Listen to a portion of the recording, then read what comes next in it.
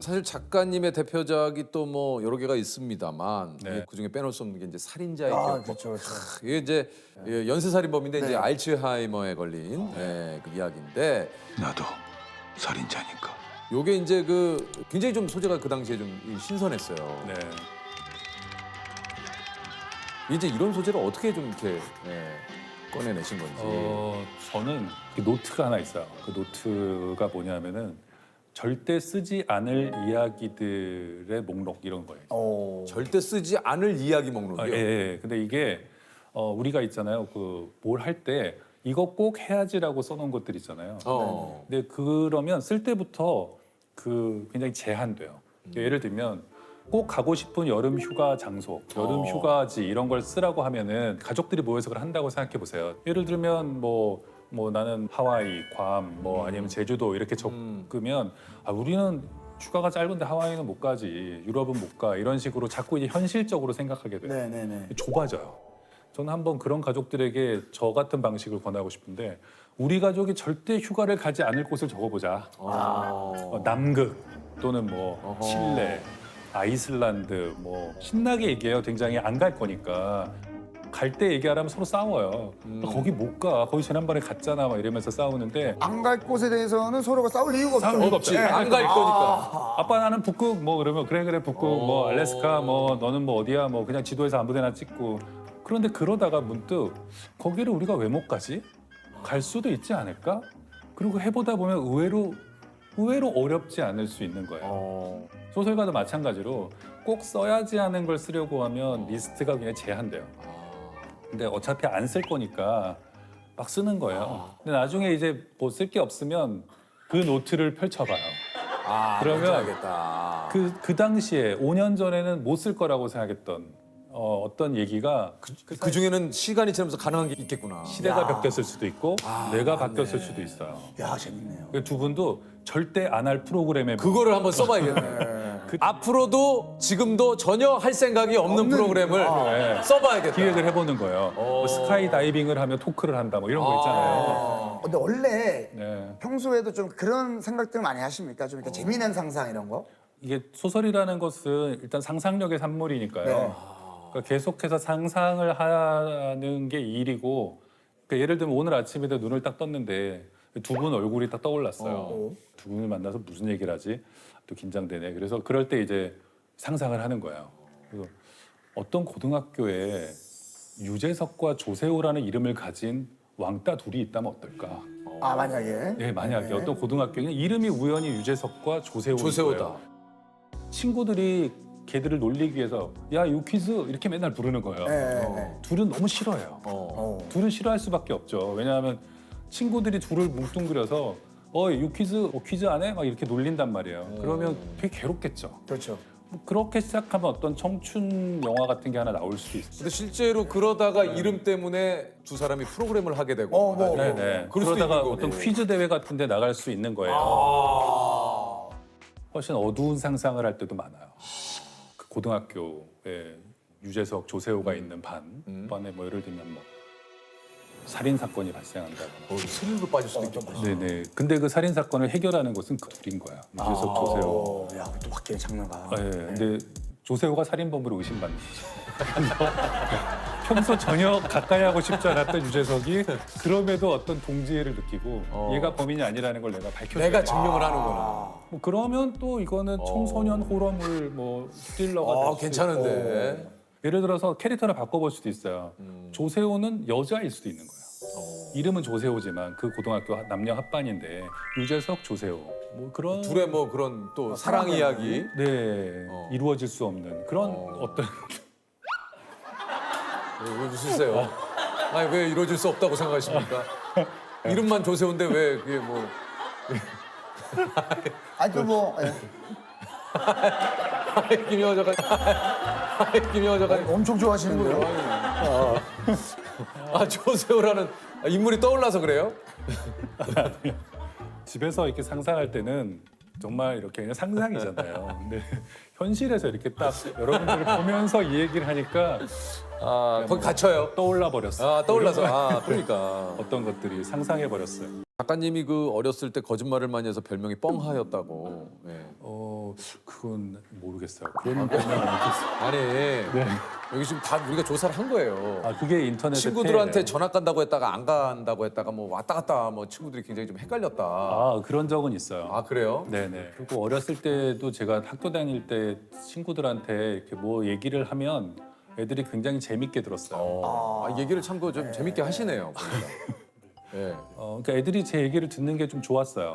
근데 그 얘기에는 아주 어렸을 때부터 예를 들면 만화, 영화 이렇게 보여주잖아요. 그럼 애들이 다음 해를 기다려야 되면 제가 다음 해를 지어내서 애들한테 얘기해 주기로 했거든요. 그래서 이 로봇가 이제 이렇게 돼서 날아간다. 뭐 우주로 가서 누구랑 싸우고 그러면 애들이 그 얘기를 재밌게 듣는 걸 보고 아, 이야기를 이렇게 만들어서 사람들한테 해줄 때 굉장히 좀 즐거움이 있구나. 맞아요. 네. 그러니까 별명이 뻥하가 이 거짓말이 아니잖아요. 근데 뻥하였던 적은 없어요. 네네. 아니 근데 지금 다음 회가 아직 안 나왔는데 다음 회를 내가 지어서 만들었다고 얘기를 하셨는데 이게 뻥이 아니에요? 뻥이 아니죠. 그건 스토리텔링이죠. 와. 네. 요거를 스토리텔링이라고 얘기를 하시는 거예요. 지금 굉장히 많이 좋은 것 같은데요, 놀랐어요. 스토리텔링? 네, 스토리텔링. 안녕하세요. 네, 제가 지난 리허설과 회의 때 안 나왔더니 첫 번째 연사가 됐습니다. 이 부모들이 대체로 아이가 처음 거짓말한 순간들을 기억하고 있는 엄마들이 많아요. 충격을 받죠. 넌 뭐가 되려고 그래? 막 이러면서 애를 괴롭히는데 그렇지 않습니다. 아이들이 거짓말을 시작하는 순간은 스토리텔링의 시작입니다. 보지 않은 것에 대해서 얘기를 하고 있는 거예요. 놀라운 순간이에요. 경이로운 순간이에요. 부모들이 경축을 해야 됩니다. 야, 우리 애가 드디어 거짓말을 시작했구나. 야, 경축을 해야 됩니다. 이건 좀 심오한 얘기인데 좀 진지한 얘기인데 자기 자신과 자기 삶에 대해서 다른 가능성을 상상해 보는 것 자체가 굉장히 좋아요. 예를 들어서 어렸을 때 엄마 아빠가 자기한테 막 혼내고 그러잖아요. 네. 그럼 난 좋은 애가 아닐까? 사실은 나는 진짜로 어디 재벌집 아들인데 네네. 버려진 거 아닐까? 그 생각하는 것만으로도 힘든 가정 생활을 견딜 수 있어요. 나중에 진짜 부모가 나를 데리고 올 거야. 조금만 참자. 곧 찾아온다. 찾아온다. 이거는 뭐 제가 만들어낸 개념은 아니고 가족 로망스라는 그 문화평론의 개념인데 스토리텔링으로 이야기를 만들어서 힘든 현실을 견디고 있는 거예요. 이게 성인도 마찬가지예요. 그러니까 소설을 사람들이 왜 읽나 그러잖아요. 그냥 우리가 살 때 힘들 때 있거든요. 그때 그렇죠.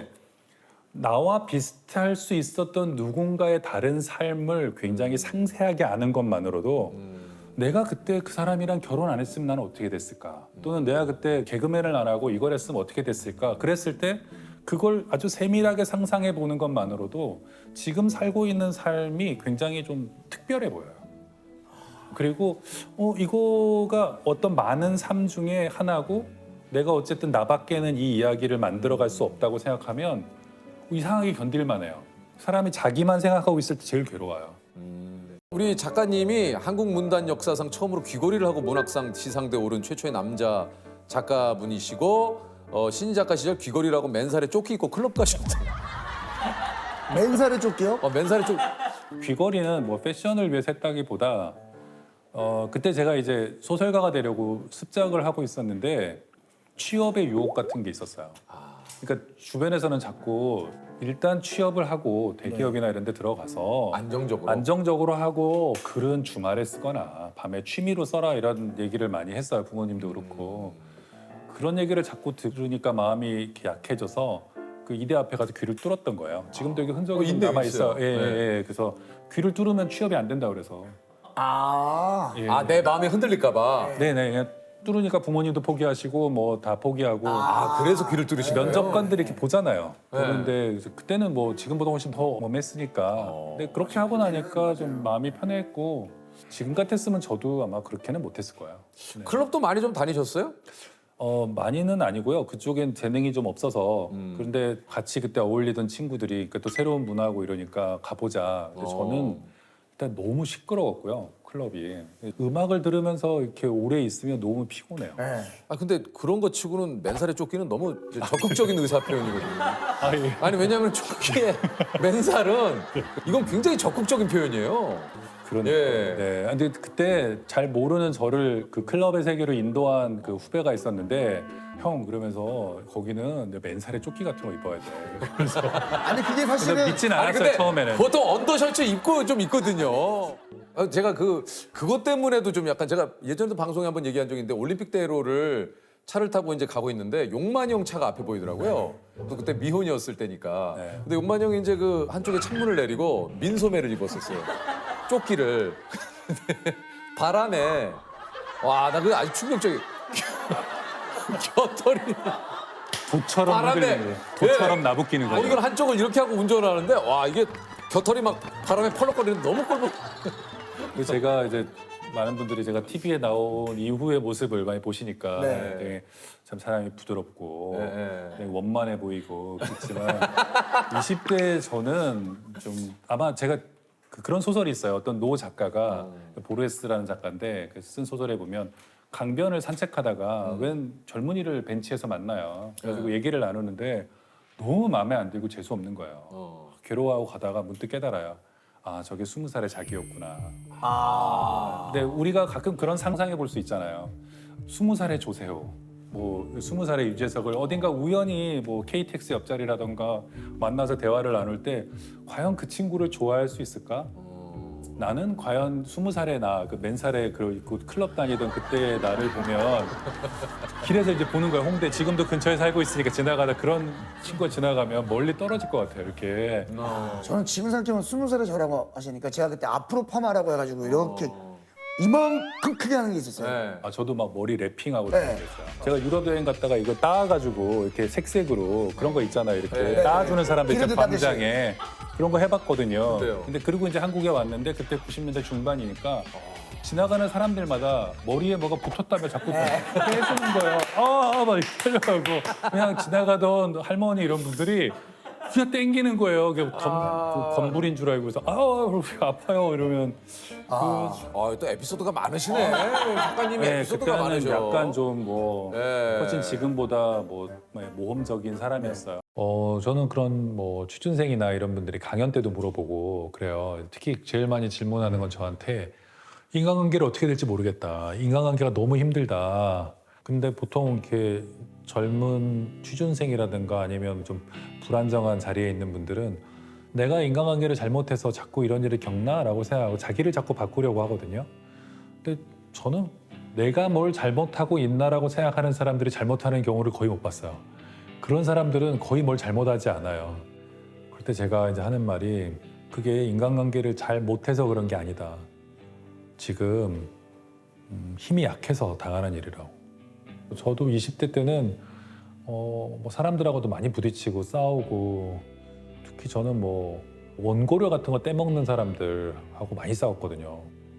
뭘 어떻게 해도 안 되더라고요. 근데 나중에 듣게 돼요. 아, 그 사장님이 다른 사람한테는 안 그런다더라.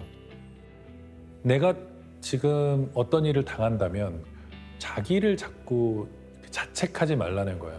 이거는 뭘 잘못해서 당하는 일이 아니라고. 지금은 힘이 약하고 만만해서 당하는 일이니까 그렇게 생각하면 좀 기분이 나을 거라고 그렇게 얘기해줘요. 네. 아니 그 한예종 극작가 교수님으로 재직하실 때 네. 학생들에게 글 쓸 때 짜증난다라는 표현을 이렇게 쓰지 못하게 하셨다고. 이걸 왜 쓰지 못하게 했어요?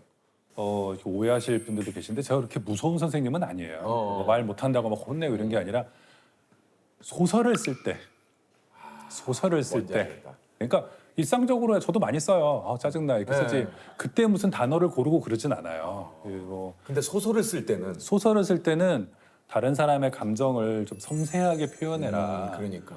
그러니까 짜증이라는 감정에는 그냥 다양한 감정이 뭉뚱그려져 있죠. 있잖아요. 그렇죠. 예. 예를 들어서 엄마가 내 생일을 잊어버렸다. 짜증나죠. 하지만 그 그건 서운함이죠. 서운함이죠. 네, 그런 거죠. 그다음에 뭐 어디 화장실에 들어갔는데 이를 다 봤는데 휴지가 없다. 나 짜증난다. 네. 근데 그건 당황스러움이잖아요. 그 당황스러움이죠. 황당함. 뭐 그다음에 뭐 우리가 많은 걸 그렇게 그냥 표현할 수 있으니까 너희들은 글을 써야 할 사람이니까 가능하면 좀 이렇게 말씀하신 것처럼 당황스러웠다, 뭐 구체적으로. 분했다, 화가 났다, 서러웠다. 서러웠다, 뭐 그 감정이 뭔지를 표현하려고 노력해야. 이거 참 왜냐하면 오늘 또 배우는 게 많네요 작가님한테. 보통 사람들은 자기 감정을 이렇게 그렇게 생각할 여유가 없어요. 맞아요. 자기 마음을 들여다보려고 해도 잘 안 보여요. 맞아요. 명상 같은 거 가면 가만히 자기 마음을 들여다보라고 하는데 이따 뭐 먹지? 그다음에 맞아요. 해야 할 약속 뭐 아까 참 그거 했나? 이런 걱정 이런 게 많이 들지 안 보여요. 근데 우리가 자기 감정을 언제 알게 되냐면 소설 같은 걸 볼 때 알게 돼요. 이게 무슨 뜻이냐면 소설을 이렇게 읽다가요. 우리가 그래 내가 그때 이랬어. 그런 감정 있잖아요. 내가 그때 우리 부모님 돌아가서 아버지 돌아가셨을 때 느낌이 이랬어. 맞아. 그걸 누군가 대신 표현해 준 거예요. 맞아요. 근데 거기는 굉장히 슬로우 모션으로 표현하고 있는 거예요. 문장으로 이렇게 써서 단어로. 그러니까 그걸 보면서 우리 밑줄 긋잖아요. 그때 자기 감정을 비로소 언어화해서 받아들이는 거예요. 아, 그래서 작가가 될 사람들은 심리 묘사를 좀 잘해야 되고 네. 감정을 굉장히 세분화해서 표현할 수 있어야 된다는 얘기를 했던 건데 김영하가 짜증을 금지했다 이렇게 돌아다니니까. 이제 듣고 보니 왜 그러신지 알겠네요. 알겠습니다. 근데 이렇게 말해도 여기도 아마 짧게 김영하가 짜증을 금지한 이유 이렇게 해서 돌아다닐 것 같아서 좀 약간 절망감이 드네요. 이게 진짜 좀 그러니까 하나의 단어로 하다 보면은 사실은 그냥 짜증난다, 그냥 짜증난다에서 끝이 나면 내 스스로의 감정을 스스로 잘 모를 것 같아요. 네. 그래서 이제 없으면 진짜. 짜증으로 표현이 안 되니까 개짜증이 나는 거 아닙니까? 네네. 왕짜증. 왕짜증, 개짜증 뭐 이런 게 나와요. 짜증으로 표현이 안 되는 짜증. 네. 그것은 개짜증, 왕짜증. 왕짜증. 예. 근데 보통 사람들이 그렇게 뭉뚱그려서 말하는 이유가 있어요. 뭐예요? 진짜 감정을 들여다보면 너무 괴롭거든요. 그런가 보다. 맞아. 그런가 보다. 그런 것도 내가, 있어요. 내가 서운한 건데 이 서운함에 대해서 깊이 생각하다가 눈물 나고 감정 북받쳐 오르고 특히 슬픔 같은 감정을 사람이 표현하면 약해 보이잖아요. 우리가. 예. 그래서 슬펐을 때도 나 어제 짜증났어. 들어보면 슬픈 이야기예요. 근데 친구가 무슨 너 얘기인지 슬펐나 봐. 알겠어. 네. 너 슬펐구나라고 하면 아니야. 그냥 짜증이야. 이렇게 얘기하지만 이 감정이 뭐지라고 생각하다가는 잘못하면 터질 수 있어요. 그래서 그런 몇 개의 어떤 마법 같은 단어로 그냥 누르고 있는 건데 그렇죠, 그렇죠. 그러면 그 감정들이 눌려 있으면 위험하잖아요. 위험하죠. 굉장히 우울해져요. 몸에서 곪기 때문에. 그래서 우리가 좀 혼자 있을 때 이제 책과 마주하고 있을 때 안전하잖아요. 책은. 책이 우리한테 화를 내지도 않고 우리한테 비난할 것도 아니니까 자기가 좋아하는 어떤 작가의 책 같은 걸 보면서 그래 이게 내 감정이었어 막 울기도 하고 그때 마음껏 자기 감정을 들여다보고 울고 싶으면 그때 울고 이게 바로 이제 아리스토텔레스가 말하는 정화 카타르시스죠. 카타르시스. 진짜 이거 많이 아주 하시네요. 뭐, 예.